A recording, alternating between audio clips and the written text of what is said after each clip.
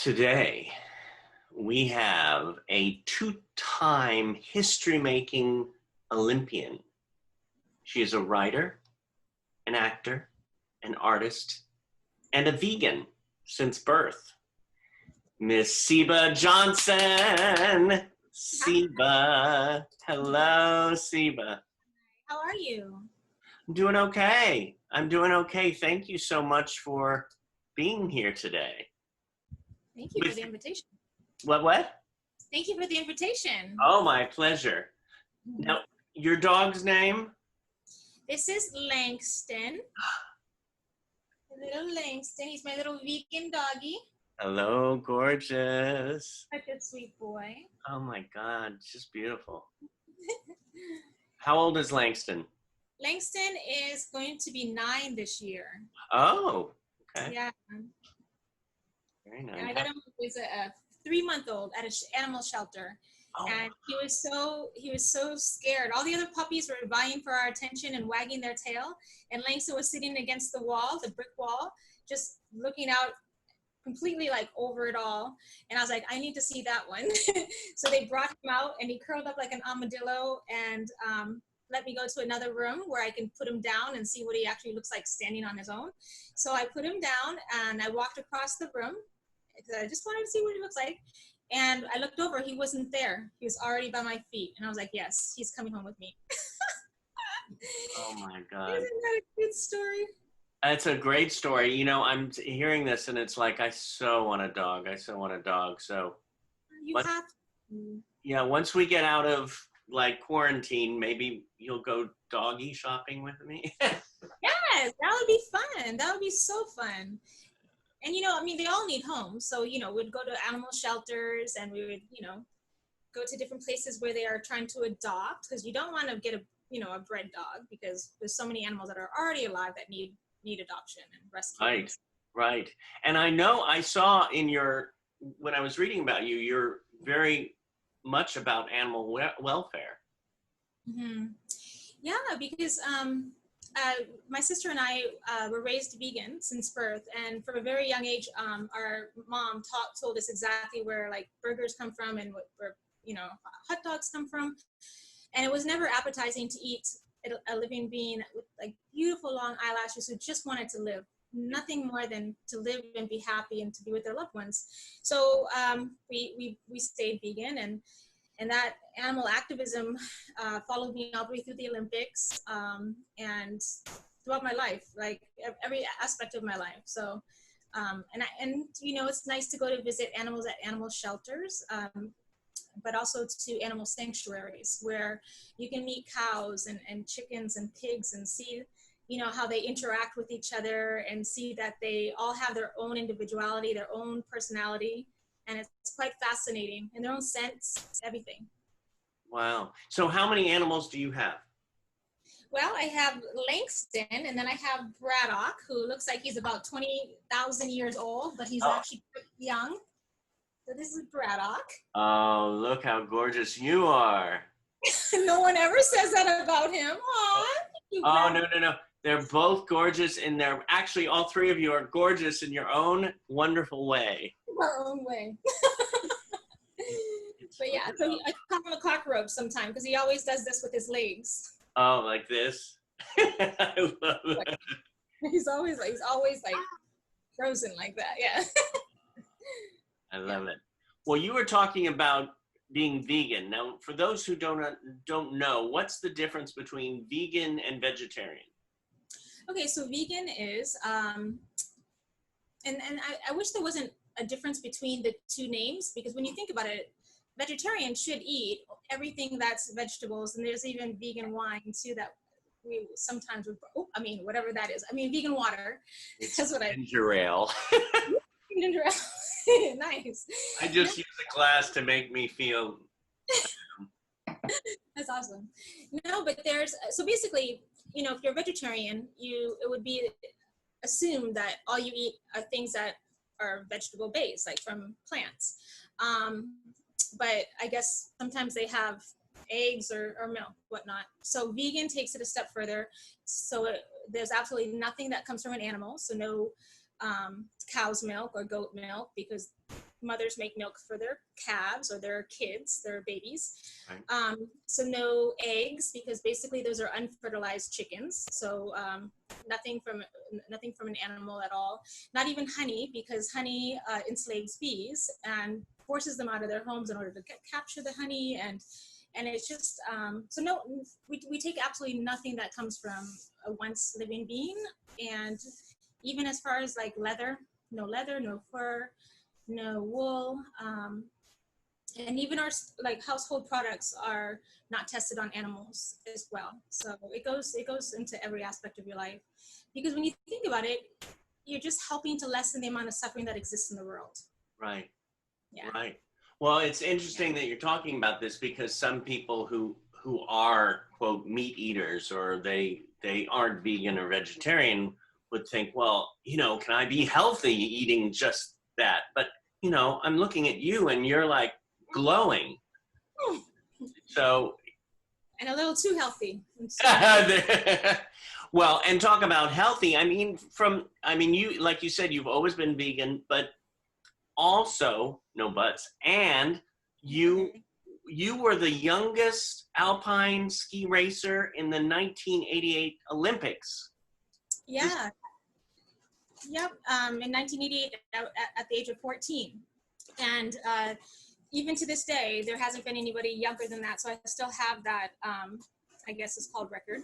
Right. And also the first Black female in the Olympics in the 1988 games. Yes. And competed again in the 92 games. And between those two games, I was in 2 world championships and a lot of World Cup downhill races. And actually, there's a painting that a fellow on the internet found my picture, and he's a comic artist. Right. And he just happened to post this on Instagram and post it and tagged me in it. And I saw it, and he sent me a copy of his artwork. But that's in one of the World Cup downhills that I did. It's a picture. Oh my God. Now, when did you start skiing? How old were you? Well, I was 7. Well, I first saw skiing when I was 5 and started skiing when I was 7. I took my first ski lesson and in New Hampshire. Yeah. So you on TV, you saw it and you said, that's what I want to do. Yeah, I was actually in the Virgin Islands, the U.S. Virgin Islands, and we were watching one of the Olympic Games on our black and white television. This is before color TVs were out. Oh my God. And wait a minute. You look like you're 18. These hot flashes don't make me feel like I'm 18. Oh my gosh. That's why I had to put Langston down. He was conducting so much heat. Yeah. So I saw skiing, and then when I was 5 years old, we went to Switzerland, St. Moritz, Switzerland. My sister was in Mexico visiting her father in Mexico, and my mother had me, so we went on a plane to Switzerland because my mom sold some paintings and was able to make some money so we can fly there. And I saw the skiers coming down the mountain and just how graceful their movements were, and it was a beautiful sunny day with little puffs of clouds and the blue sky. And I tell this story in every interview, but I just remember it so well, holding my mom's hand and looking up at her and saying, Mom, I want to be a skier. And she thought absolutely nothing of it. I don't even think she acknowledged what I said. And 9 years later, I was at the start gate of the Olympics at the age of 14, making history. I love it. Yeah. I love it. Oh my God. I'm like, I'm sort of speechless because I'm very honored to speak to you right now. That's so kind of you. Honored to speak to you. The work that you do. Oh my God, and the talent that you get to work with every day. You're so blessed. Well, like your sister. Exactly. I mean, it's truly a family at Performing Arts Studio West and the Meet the Biz program, and I mean, some people might not know who your sister is, huh? Well, let's keep it a secret until. Okay, we'll keep it a secret a little longer. Yes. Now, one thing. Oh, another thing. You became the flag bearer at the Olympics, and how did that happen? Well, I was born in the U.S. Virgin Islands, so I carried the flag for the country where I was born in the opening ceremonies, and I think they had me do it at the opening ceremonies of the 88 Games because I was the only one that was actually had like roots in the Virgin Islands, whereas a lot of the other competitors had bought boats and docked them in the Virgin Islands, able to get on the Winter Olympic Federation team that year. And then I carried the flag at the closing ceremonies of the 92 Olympics, my second Olympic Games, and qualified for my third Olympic Games, but I boycotted those because the host country of that year's Olympics had just lifted the moratorium on minke whale hunting. And as an activist, I took a stance and I said, no, I'm not going to participate in a country that is doing a type of slaughtering of animals that's so unnecessary. You know, we don't need to have anything from a whale, you know, these days. We have electricity for light lamps and stuff like that, so we don't have to use like blubber or anything like that. So yeah, right. That ended my career. Well, you know what is so powerful to me is you stand up for so many things in your life that you believe in, like racism, homophobia, and animal welfare. And it seems like you've been doing it from day one. Yeah. I mean, we're only here for this long, if you think about it. We're in the scope of like the universe, in the scope of, you know, the history of just planets forming and everything. So our time here is so incredibly short. So why not do as much as we can and try to help as many individuals as possible with the small time that we have, you know, because a lot of times we get so concerned about like, you know, our day-to-day things, but I think if we live from our heart and if we just stay focused on the really important things in life, which is just try to be as kind as, you know, as compassionate to each other as possible, then life will start becoming more beautiful for everyone. Because if everybody has that mindset, you know, they'll take away, you know, the layers of ugliness that humanity has as far as racism and homophobia and stuff like that. Because when you think about it, everyone should be able to live their life exactly how they want, as long as they're not harming someone else. So. I'm sorry, it's very touching because just what we're going through now, you have such a healing force about you. Oh, wow. Thank you. And it's healing in the sense of bringing people together. And you're so, you seem so centered, you seem so, you know, a bearer of love. Wow. And so thank you for that. You've made me tear up. I thank you. I mean, I've had to do a lot of work. You know, I wanted to die many times in my life because of the racist letters and death threats I was getting as a ski racer.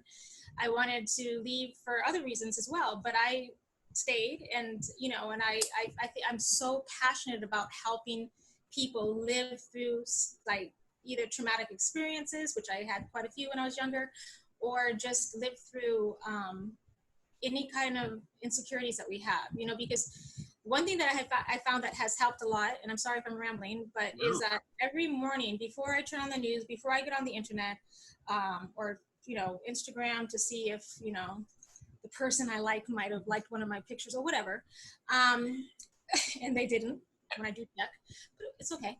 Or they, depending on the day. But anyways, my point is, you know, before I do all that, I go to my yoga mat where I normally film my interviews, but it's really dark on that side of the apartment. And I just sit there and I ground myself, and I close my eyes and I do a deep breathing through the nose only, in and out the nostrils. And it's very much like Vipassana meditation, if you've heard of it. It's like, and anybody can take it. It's free all around the world. You just have to go to the website and see. Well, can't do it now because it's social distancing, but Vipassana meditation, I think, changed my life. And it's just so powerful. So basically my point is just to meditate, to make space for yourself so that you'll be, you know, able to navigate this world a little bit easier. Yeah. It's a good thought. I have to switch something because I usually get up and say, okay, I'm only watching 10 minutes of news for the day, but I do it right at the beginning, and I shouldn't. There's no shouldn'ts, but I think the healthier way would be to turn on that meditation music, to take care of myself. My nutritionist, who I see once once a year, if not more, Sally Kravitz, she says, always feed yourself with something alive and wonderful, like an apple or something healthy. Yes, for sure. So, And everybody did that for a month, maybe, just at least 28 days, and see how different you process each, living food, like plant-based food that you put into your body. And you can even jot down the differences that you notice in your sleep, or the energy that you have in the morning, or how you recover from exercise. And you'll see a big difference. I promise you. I love it. I love it. And now from skiing, you also decided to be an actress. Yeah, I was doing some commercials for my ski companies in Europe, and I got kind of comfortable being in front of the camera. So I took some acting classes, and then eventually in New England, and eventually I auditioned for a part that got me my SAG membership, and it was opposite. I am old. No, you're not. No, it's all the stuff we're going through. It goes, yeah, I'm gonna mess with your head. Right, exactly. It's Lorenz Tate, and everybody should know who Lorenz Tate is. And evidently, I didn't quite remember at that moment. But yeah, so there. It was somewhere, but yeah, somewhere over here. That happens to me a lot, where it's there and it's like, I'm gonna hide from you, and it goes back there behind this cell, and then it says, here I am. No, I'm not. Exactly. You see it, but then like as soon as you go to grasp it, it's gone. Exactly. Yeah. And then you wrote a book? Well, I'm in the process of writing the book. It's a memoir, and it's the hardest thing to do in life. Basically, it takes a lot of work, because you're reliving certain things you may never have wanted to live the first time. Yeah. I get through the writing, but it's also very cathartic. And I think it's going to help a lot of people. I really, really, really do.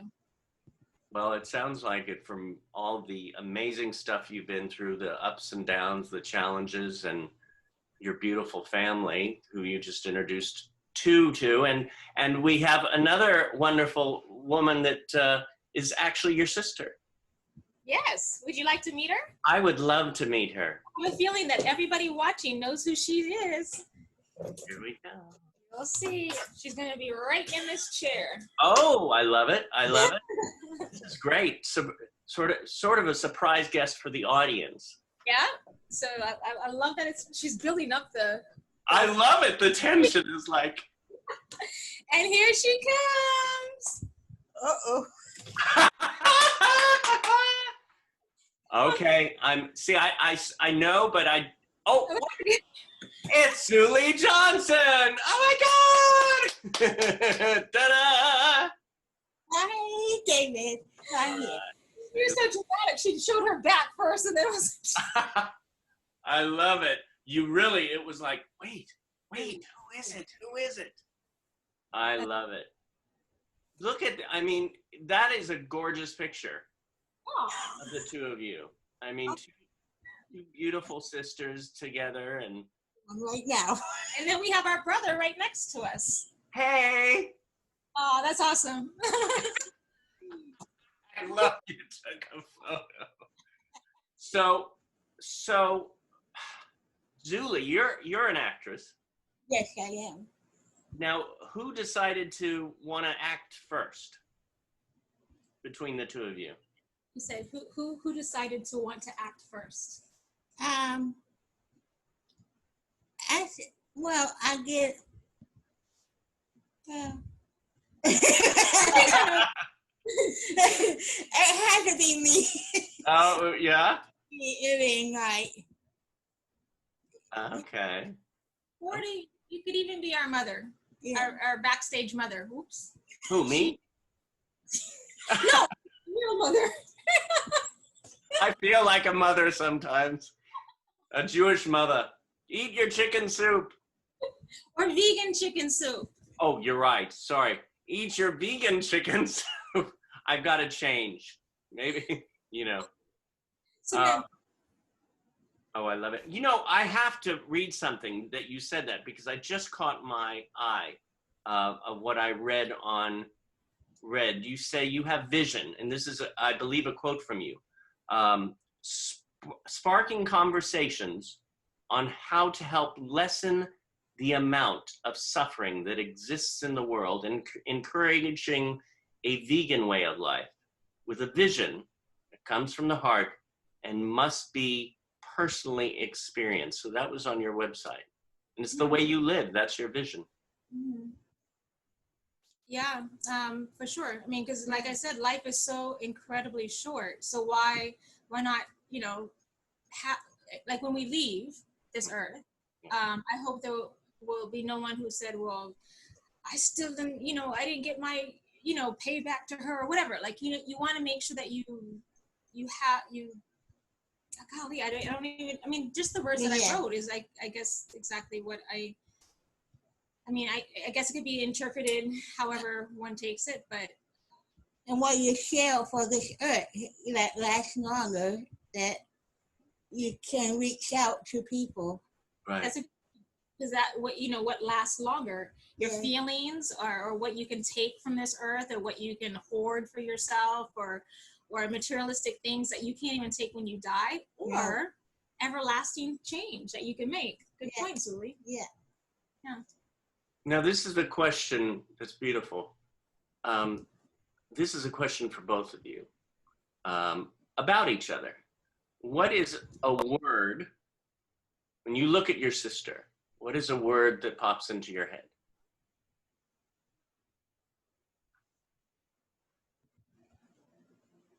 Who are you asking, Zuli or me? I'm asking both of you. So whoever wants to go first. Okay, the question was again? What is a word that describes your sister to you? How do you feel? A word that makes you, when you look at your sister, you'd want us to go, this is my sister. I have mine, if you want to go first. Okay. A beautiful heart. Oh, wow. Thank you, Zuli. You're welcome. Love. I mean, Zuli is the epitome of love. Like when we were little, she agrees. She's like, yep, I am. When we were little, you know, when we were walking down the street, I remember this one time we were in Bermuda with my mom, and my mom wasn't the nurturing kind. She was never the kind to like hug us and kiss us or whatever. Mm. So my sister and I were holding hands walking down the street, and these drunk men were outside of a pub, and they were like, you know, staring and like kind of pointing at us, because my mom's blonde hair, blue eyed, and then, you know, you see what we look like. So it was just, I guess, looked like a motley crew. And so they were pointing, and then, you know, after we went by them, Zuli said, yeah, they're pointing because I'm beautiful. And I loved it. I loved that you know, that was her interpretation of that whole event. And it very well could have been that. Yeah. You know, very well could have been some other things too. But that was like the foundation of the rest of our life, you know, that kind of like way of thinking, positive way of thinking. You said that your mom wasn't a hugger, or she didn't show a lot of love. So if that happened, because I've heard this in how do you think you got to this place of, you know what I'm talking about, that core, that love? I completely know. I think it's because I know how it feels to hurt. I think I know how it feels to feel, you know, maybe you're not, you know, making another person or that person proud of you, or, you know, I know how it feels. And I'm sure she's going to watch it, so I can't really go into too much detail, but I want people to feel okay during their life. You know, I want them to feel okay. Yeah. Yeah. I'm that way, and that's one of the reasons I love hanging out with your sister Zuli, because I love hanging out with you too. Well, I mean, and hearing you, you know, calling you up on the phone when we get to chat and to watch you act. One of my joys right now is to, you know, I used to always want to act and be on the stage, and I still love that kind of energy.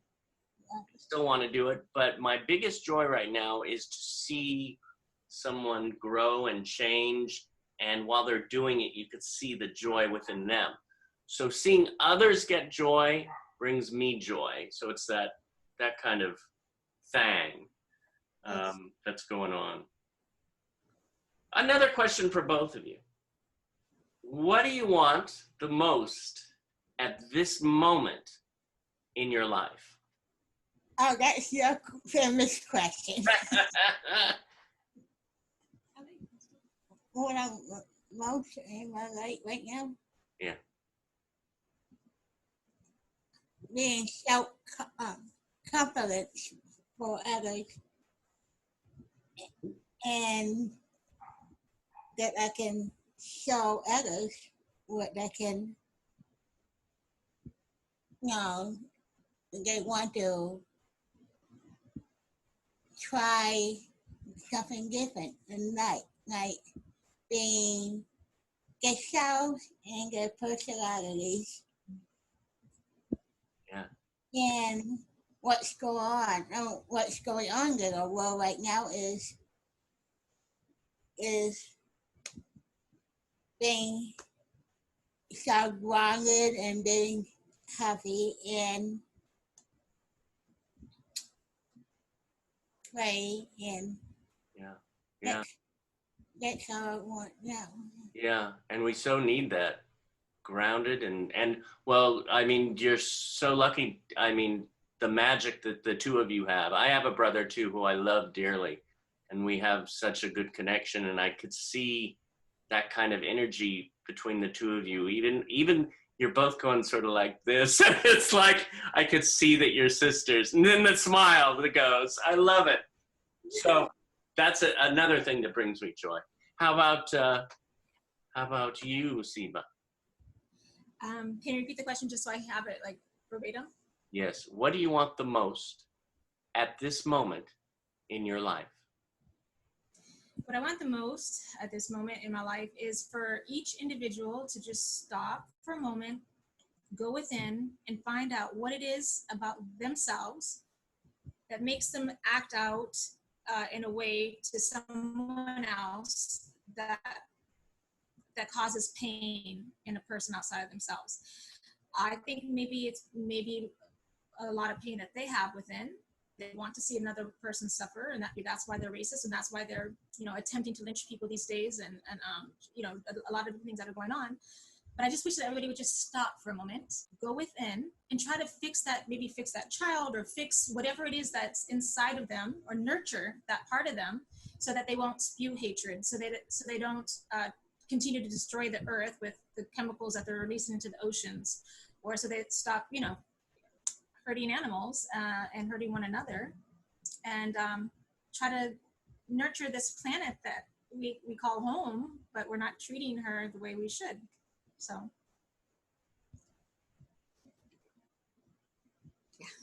I love it. I love it. Last question. If we, of course, all of Performing Arts Studio West is watching, all the students and the Meet the Biz and the world out there on the internet. Hello. What advice would you give them? Because I know that there are a few people, including myself, who are, you wake up in the morning and you go, oh my God, the dreams were so much better.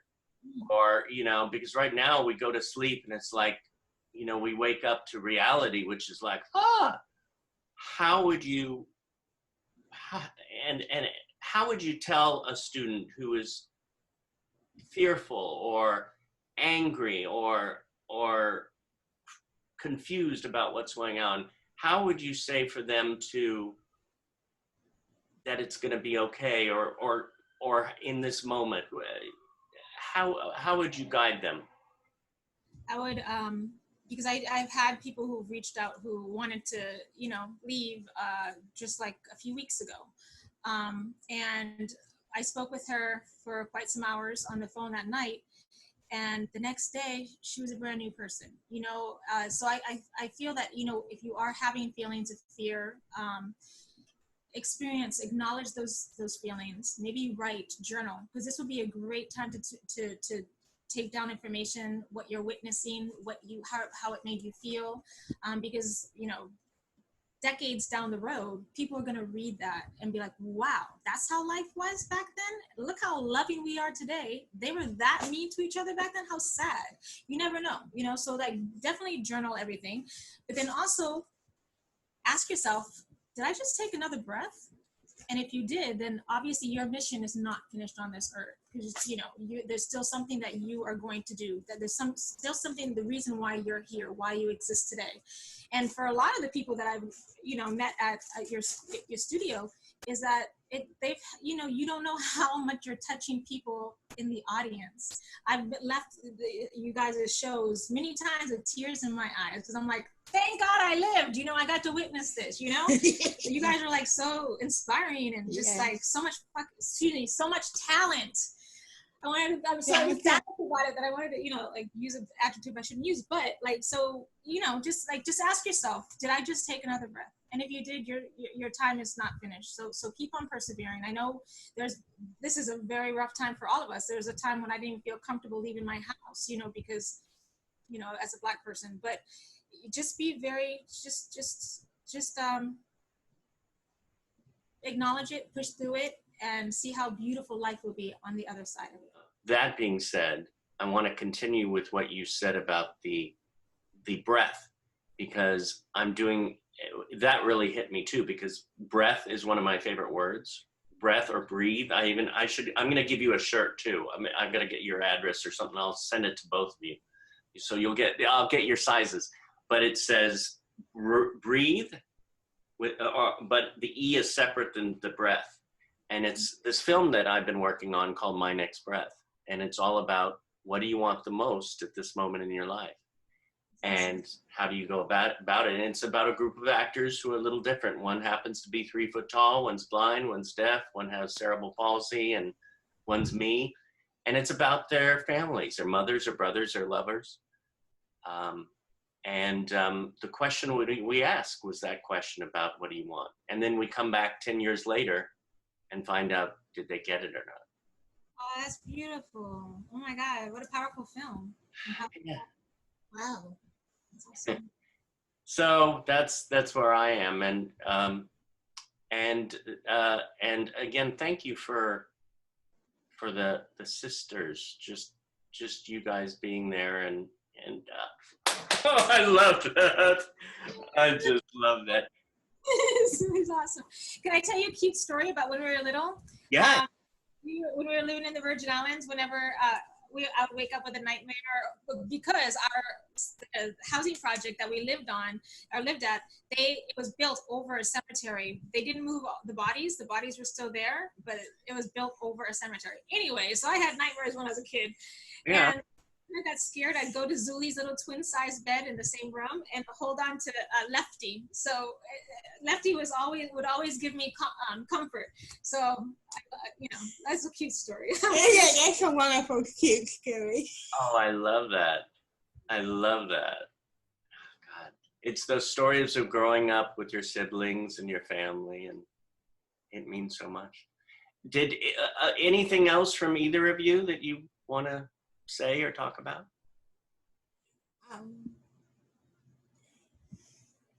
Well, if I say I love my sister to death, and I feel so happy to have her in my life, and I appreciate it being here.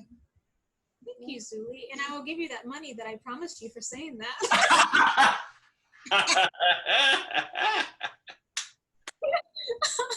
I'm just joking. But thank you, Zuli. Me too. Like, I'm very grateful. She's solid. Zuli is like a solid anchor on this planet. Like she's like. Well, I just want to make people happy. Well, you seriously do, because when I see you, you make me happy and you keep me going. When we're in the studio, and when we will get back to the studio, when that time comes, that energy that you give out to everyone, Zuli, is so loving and so wonderful. So you're both healers. It's just your energy, and it's about the love that you all show. So We got to keep on doing that love thing. All of us, huh? Yes. And love yourselves as well. I want everybody to really, really take time to just appreciate every Yes. cell that is in your body. You know, it took me a long time to get to that point. So that's something I really want people to do and just completely appreciate every single cell in your body. Thank you. Oh, I want to give you a hug, David. Oh, I want to give you a hug too. Both of you. Here we go. Move on. Move on. Group hug. Let it slide. Let your troubles